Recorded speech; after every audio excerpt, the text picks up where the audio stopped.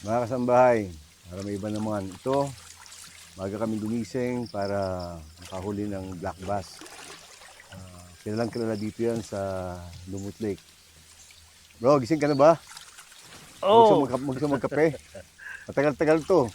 Pag black bass fishing, mukhang maghihintay talaga tayo dito. Pero worth it yan. Dahil dito nagko-competition sila, di ba? Ng black bass competition. Sa Lumut Lake. Ayun, sa Lumut anong Lake. oras na ba? Pwede tayong kuha na. Mga 6 na. So, Saklak na, no? mas maganda yung ganito. Maraming mas mahuli. Oo, hindi sa katahimik. Ano pa ba ang pwede nating huliin? Tilapia. Ano ba? Tilapia. Tilapia. Tsaka Sa dalag. Maraming dalag din dito. taklobo. Ano yung taklobo? Taklobo.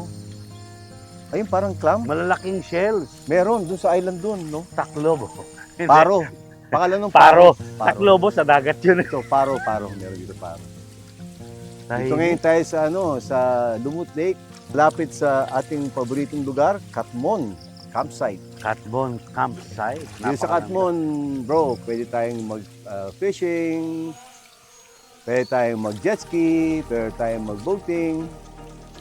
At alam ko may malapit na 4x4 off-road area. Dito. Yun. Ito ang paborito ng mga off-roaders. Meron dito mga trail na talagang dinisign, not really design, pero by nature, na maganda pang extreme off-roading. Eh, mamayang hapon na natin gagawin. Mamayang hapon. Ito Oo, natin. para mag-fishing muna tayo, mamayang hapon, mag-off-road naman, Gusto ko, fishing, pa nakahuli tayo, luto, ihaw. ihaw. Sabay off-road. So, off-road. Sana may time pa tayo na para puntahan natin yung Paraiso de Abida. Kung hindi kaya ng Abida? hapon, bukas pwede. Alam mo yon? Paraiso de Abida. Paraiso, pangalan pa lang eh. Paraiso na. Paraiso na. Sige. Exciting. Doon ka. Ah, Pwede surprise. tayong mag doon, pwede tayong mag-merienda lunch. Merienda lang. At marami kang magagandang makikita doon na yung garden, yung paano nila ginawa yung paraiso na yon. At ang pinakamaganda dito, yung wonderful community. Yung mga tao doon, paano nila nagawang paraiso at ano ang mga ginagawa ng mga wonderful people of San Pablo City. Yeah. Mga kasambahay, huwag muna kayo alis, ha? Kung yung mahuli namin, lulutuin namin. Ayun, sige, iluto natin ito kung ano man to.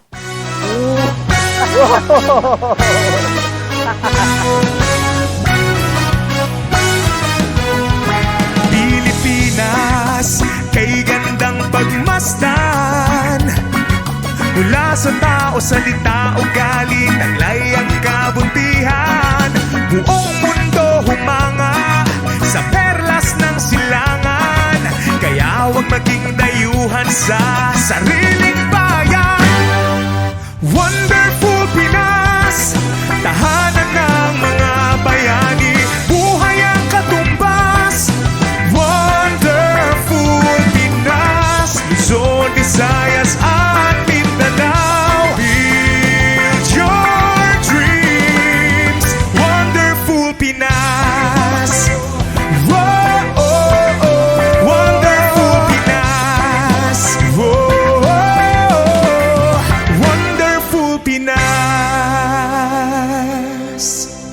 Alam mo yung mga kababayan natin na pupunta sa lalawigan ng Laguna ay talagang buong pamilya, foreign at local tourists na galing sa Manila, mga foreigners din, ay gustong-gustong Laguna dahil number one, of course, na konsiderasyon nila lagi ay yung security na at public safety.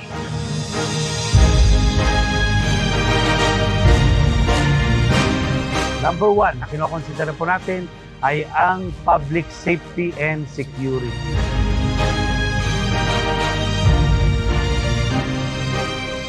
At kasama po natin ngayong araw na to ang Provincial Director ng Philippine National Police dito po sa lalawigan ng Laguna, si Police Colonel Mel Unos. Pwede mo bang i-share sa ating mga kababayan ano yung mga ginagawa nyo para mapanatili po natin ang seguridad at public safety ng mga kababayan natin sa Laguna at ang mga bumibisita dito?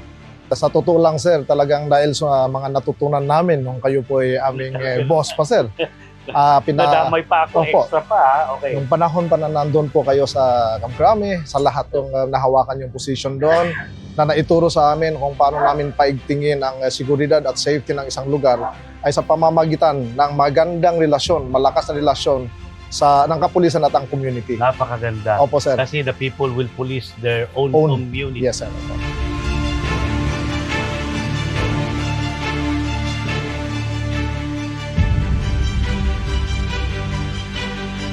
Dito sa Laguna, napansin po natin, nakita natin ang buhos ng suporta galing from the local government units. So halos lahat ng mga mayors, kasi nakakausap natin sila, nagkakaroon po tayo ng regular meeting with all the leagues of the League of Mayors dito sa Laguna, including our governor, maganda yung suporta sa atin. So they provide us the mobility and the gas allocation, operational support.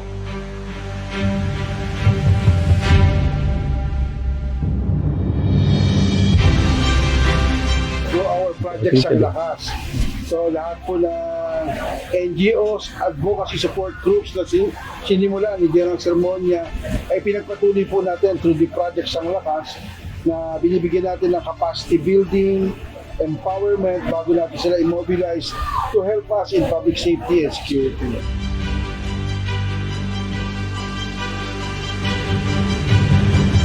Yan, napakaganda. Na-emphasize lagi ng ating kapulisan yung kanilang pakikipag-ugnayan sa ating mga kababayan. Yes. Because we should not own up the problem, di ba? Or yung pag-handle ng public safety and security. Active participation Yes, of sir. the community is Shared very responsibility, sir. Yes. Sa tulong naman ng ating wonderful people, especially yung ating local government, ano yung naitutulong nila sa ating kapulisan? Meron silang tinatawag dito na community mobilization program. Saan po minomobilize yung bawat barangay. Ito yung pinakita natin at kinausap natin lahat ng mga barangay captains na you have to police your own barangay.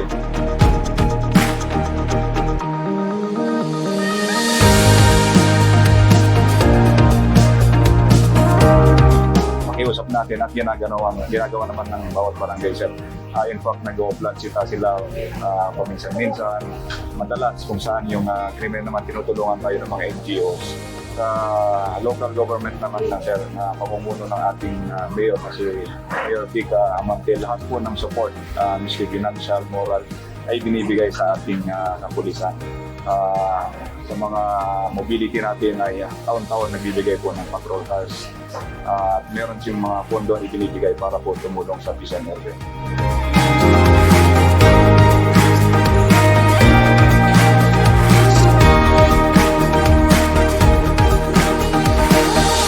Yan, napakaganda ng serbisyo ng San Pablo City. For that matter, buong lalawigan ng Laguna. Nabanggit ni Hepe kanina na yung suporta ng local government sa pamumuno, of course, ng kanilang mayor na si Mayor Amante, kaibigan natin yan, ano? At saka si Ma'am Jem, yung kanyang may bahay, ay nakita ko na dati yung suporta nila sa kapulisan, sa ating mga force multipliers, at sa mga barangay. So may we ask our Provincial Director, ano yung mensahe mo para sa ating mga kababayan sa Laguna? Aasahan po ninyo na nandito lagi ang inyong kapulisan upang bigyan po kayo ng talagang genuine service, public service para panatilihin ang kapayapaan dito tungo sa lalong mas maunlad na bayan o lalawigan ng ating Laguna. Maraming salamat. Tandaan po natin na ang isang or numero uno na kinokonsidera ng ating mga kababayan para puntahan ang isang lugar ay safe ang buong pamilya na magbanding. Yes. Kasama ang kanilang mga kaibigan at mga kaibigan na turista.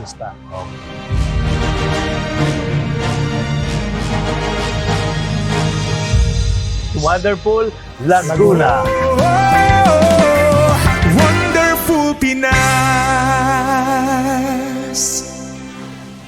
Abi po, good morning po. Welcome po sa Paraiso de Avedad. This way po sa receiving area. Thank you. Doon pala daw tayo. Hello, ma'am. Jen Rose po. Abe po, Welcome po sa Paraiso de Agdidad. General Sermonia, Albert Martinez. Halip po kayo, tuloy po kayo. Ganda, lalong gumaganda yung lugar ninyo. Ito po ang aming receiving area. So we welcome everyone who comes in with a welcome drinks. Dito pa lang, busy na kayo. Po kayo. Ito naman po yung aming mga welcome band. Mga bata na nakatira dito.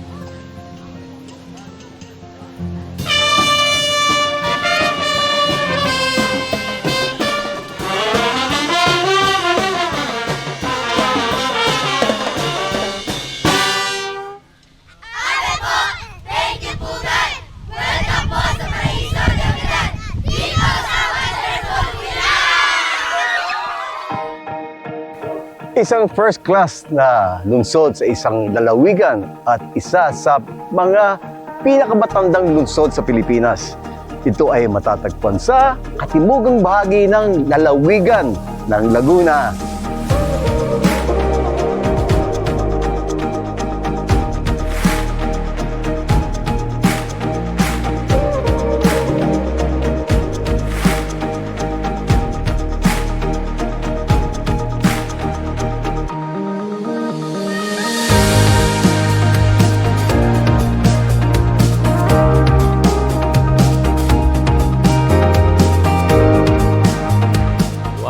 Presentation na to, kakaiba ma'am.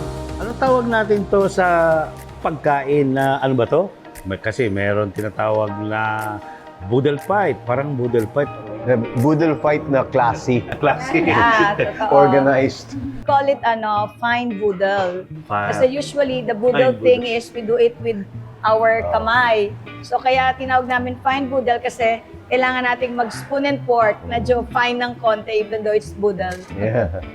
Yung atin ay iba yung alam natin na Fine yung boodle. pinag-iwalay mo pero Yeah. nagkakamay pa rin tayo. Tapos Oo. nagkakamay-kamay. Ito parang fine dining Fine talaga. dining. Yeah. Yan, kakaiba. Pinagsama May natutunan namin ako. yan. Gagawin natin ito pag may mga bisita tayong mga sosyal. That's the blue rice, lutar na ate leaves, flour. Flour yan, meron. It's good for blood circulation. So maganda to, Sabi kumakain ka nila. na, tapos healthy pa yung kakainin mo. Yeah. Tapos for blood circulation. Magtanim tayo ng ganyan na marami. Tea. Para ang sarap ng sisi. Ano po yung kulawo? Kulawo. Sa amin dito ang tawag, sir, kulawo. It's eggplant, talong, na iniihaw. Tignan mo, maraming masasarap na recipe ang eggplant. Original San Pablo, San Pablo cuisine. dish. Recipe. Masarap siya sa mga fried. Ano siyang parang inihaw cake. Opo, may smoky flavor po kasi yung uling po niya ilalagay po natin sa coconut milk. Tapos saka po natin siya i-extract yung coconut milk para makuha yung smoky flavor. Sarap. Perfect match po siya dyan sa mga inihaw. Not the usual okay na San Pablo, di ba? Ang dona. Naku, paborito ko yung ukoy na yan. Palabasa to, di ba? Kamote, sir. Kamote and shrimp kakaiba. also.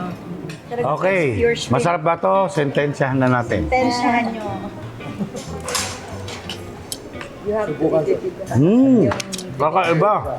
Kamote, ukoy with small shrimps. Small shrimp. Hibi. Matutuwa ako dito. Lolo, color blue rice. Nice presentation. Parang lumpia with rice wrapper. Kani salad. Kani salad. Same style ng Vietnamese style. So parang fusion ang nangyayari ngayon dito. Fusion. Ito ang fine dining boodle pie. Yeah. For this one, sabi kasi nung sa ano is 6 to 8 persons, pero actually hindi. Labis-labis yan. Mukha nga eh. 3,000 plus siya. Kaya ng 10:30. 10, minsan, pag mahihina kumain, sabi nila, 12. 15. Oh, yes. 15 kaya. Pag malakas kumain, dalawa Pag lang. malakas kumain. may mga So, we pasta, serve also pizza. pasta, yung mga tea, coffee, burger. We also have burger. Ang booking medyo malakas na kayo ngayon compared na palaging fully booked. Lalo pagka weekend, sir. Medyo madami kami ng weekend. Kasi hindi lang mga taga San Pablo yung pumupunta. Kami nag-promote, pero yung mga dumadayo na rin dito. So word of mouth. Ano pa ang ibang activities dito other than beautiful place, amazing food, So most of our visitors, they do yung mga prenup, and then yung team building. Tapos yung iba talagang pasyal lang. Sabi nila, very Instagrammable daw yung place namin. Kaya ang daming mga estudyante, all ages, maski mga senior, makikita mo sila, talagang nagpipictorial sila. Since wala naman kaming entrance fee. So yun talaga, magdi-drinks lang sila. Tapos picture-picture na sila with the family. Eventually siguro. So, ang lugar namin is more of talagang, it's not more on business, it's for sustainability of the community. So it's my father's legacy, kaya hindi kami nagpapa-entrance fee. So at least na-share lang namin yung lugar namin sa ibang tao. It's more for the sustainability of the Walang community. pinagkaiba yan sa ating caring station, charity station. Like yung Wonderful Pinas is also a public service show. Yes, Yung show na isa pa natin, Sumbong Nyo Aksayon Agad, public service show. Hindi po para kumita, sustainability. Sustainability, that's it. Sustainability. Ganda. Kaya po ma'am, talagang nakikita ko, you're such a wonderful family. You're so much blessed because of the good heart na pinapakita nyo sa ating mga kababayan. Nagpapasalamat din kami, sir, kasi pagka maraming dumadating na tao, madami kasi kaming mga estudyante na sinusuportahan para makatapos. Ang laking bagay. Nice advocacy. Ang laking bagay na medyo dinadayo na kami. Natututong maghanap buhay din yung mga estudyante namin. At marami na kayong nakatapos ng college sa kanila. Isa po ako sa napag-graduate po ni Ma'am and Sir po. Kaya nagpapasalamat po ako dahil narito po ako sa Paraiso Davidad. By profession po, nurse po ako. Nagagamit ko rin po ang profession ko dahil isang malaking pamilya po kami. One big family, 200 person po kami dito. Ang main objective po namin dito po sa Paraiso is to give joy and happiness to everybody who come here in Paraiso. Alam niyo ma'am, para rin kayong COVID-19, nakakahawa. Ang paggawa ng mabuti ay nakakahawa. Kaya sa ating mga manunood na mga nakakaangat sa buhay, ay dapat mahawaan natin. Di ba ma'am? To share their blessings. Actually, that was the lesson na natutunan namin sa COVID. Kasi nakulong kami dito. Akala namin hindi na talaga makakalabas. That's why yung ibang mga kubo namin, talagang bilog yun. It's for the memory of COVID. Pero hindi naging masama ang epekto sa amin. Kumbaga, nagkaroon kami ng realization na, wow, wonderful Pilipinas. Ito, we have to contribute something para sa San Pablo at sa buong Pilipinas. Dahil pag pumunta dito ang mga tao, nararamdaman nila yung saya, tsaka yung, alam mo yung, may peace pagka dumating dito. Ang ating kaibigan nga na celebrity ma'am, si Albert, sabi niya, semi-retired na raw siya. Nung sinimulan na, nung iniisip namin itong programa nito, we want to help the people of Mindanao. We wanted to rediscover Mindanao. Rediscover Mindanao, so it's all started there.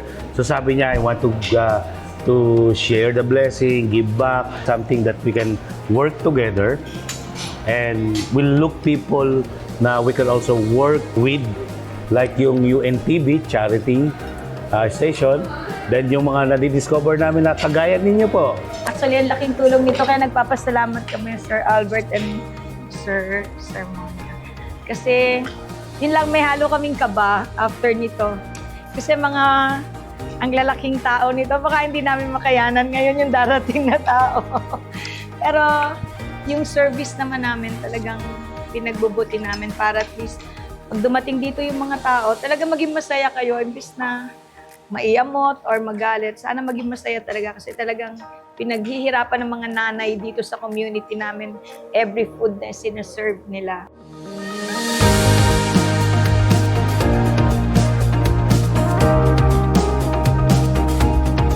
Alam niyo po, ang San Pablo City ay known po sa maraming coconut plantation. Intercropping po dyan ang Lanzones at Rambutan. My favorite. Kaya the only city na merong 7 lawa. At doon po sa 7 lawa, may 4 na lakes po kami na may mga water activities naman po na pwede nyo i-enjoy. Parang hindi ko pa yata napunta yung Sampaloc Lake. Alam ko po So magandang ma-discover yan. Opo. Dapat siguro mas maganda pag ginawa natin sa ecotourism dahil napoprotect natin yung environment.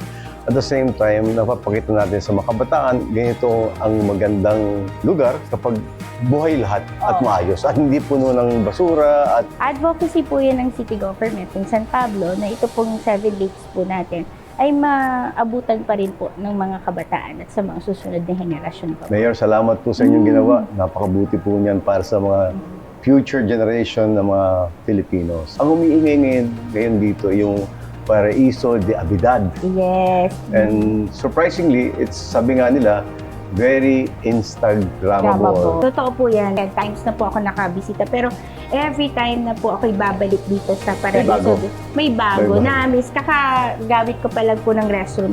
May kakaiba na naman doon sa restroom po nila. Nag-i-evolve siya. Opo.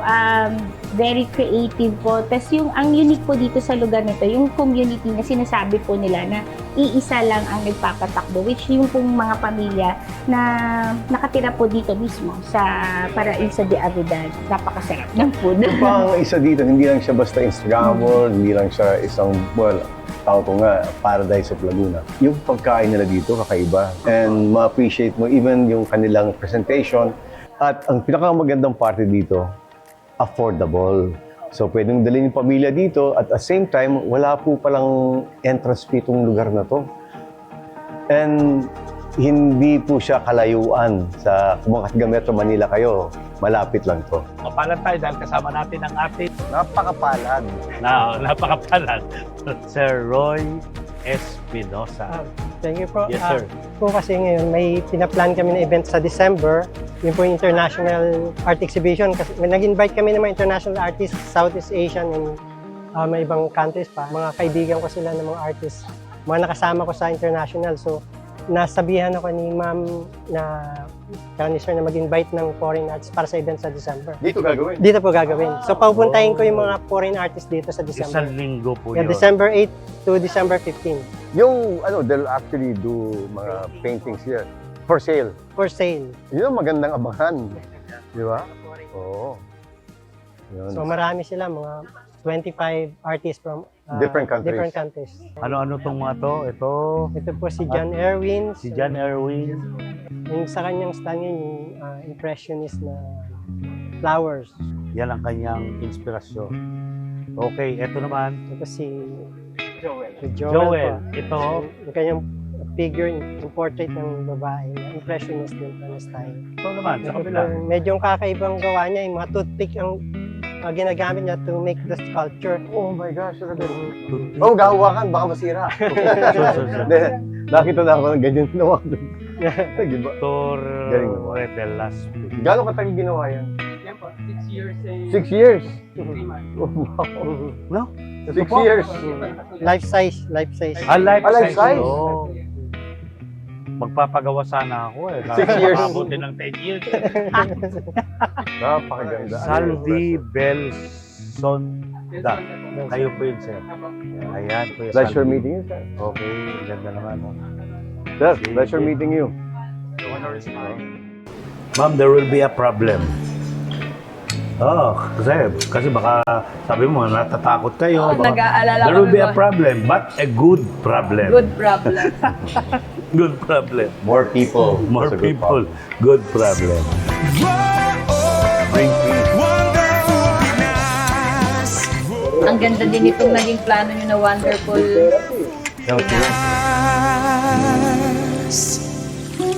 Grabe naman pala dito, bro. At kaming mga private resort, di ba? Maganda. Ang Diretso ganda. tayo, no? Nakita mo, yun. Diretso? Nakita mo itong mga wonderful people dyan. Dyan naliligo, oh. Parang sa sapa lang. May tabo pa. Ganda naman dito. First time mo dito? Ha? First time ni Epe dito mag-boat.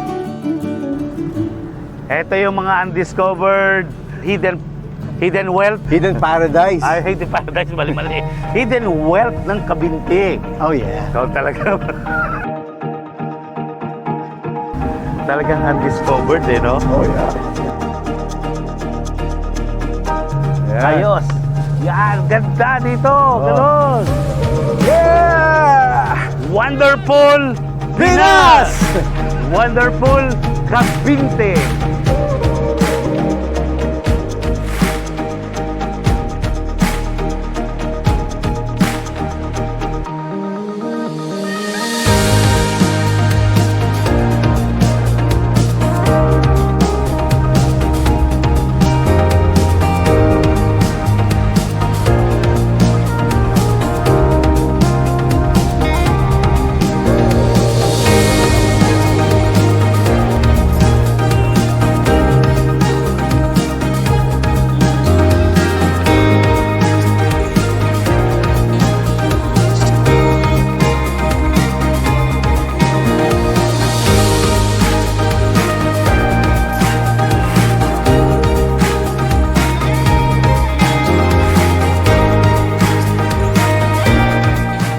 Hindi pa alam ng mga kababayan natin, kahit mga taga Laguna, na may para sa A today, abilidad.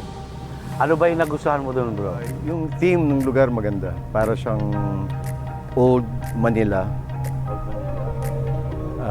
Tapos meron silang mga presentation.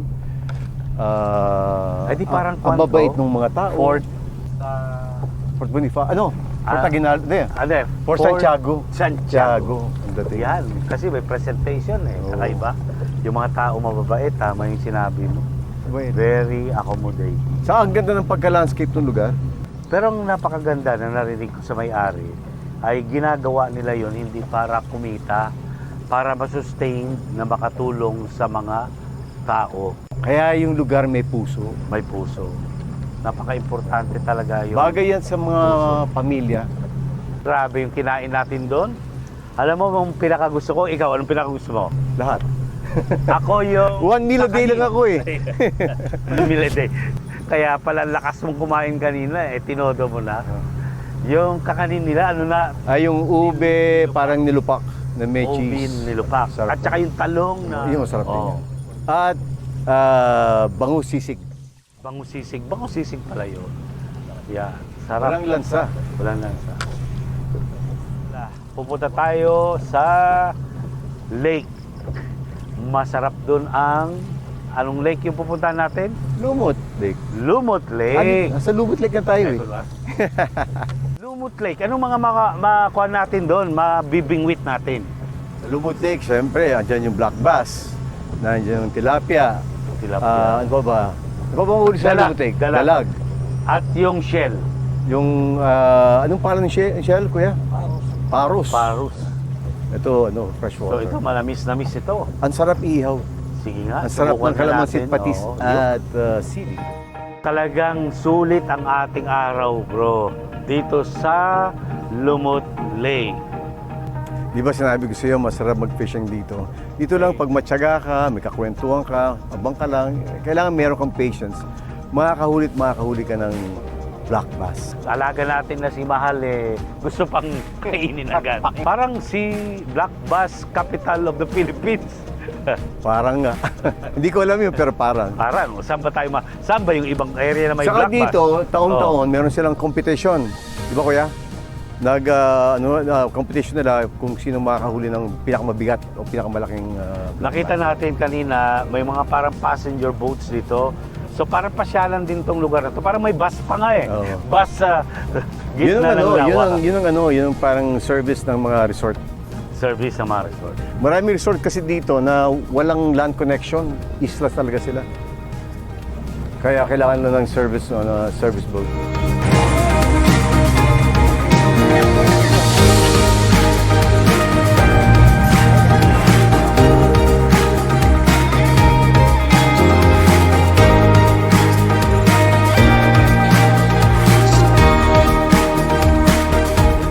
Ipamana natin sa susunod na henerasyon ang kagandahan ng ating bansa.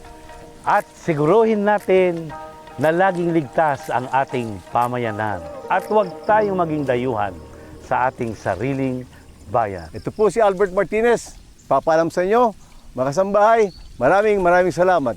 Lieutenant General Rodel O. Sermonia or Genros po for short. See you next time dito sa Wonderful Pinas! Let's go! Let's go! Ikot! Yan! Let's go talaga! Wonderful Pinas. Wow! Wow! Wow! Wonderful Pinas.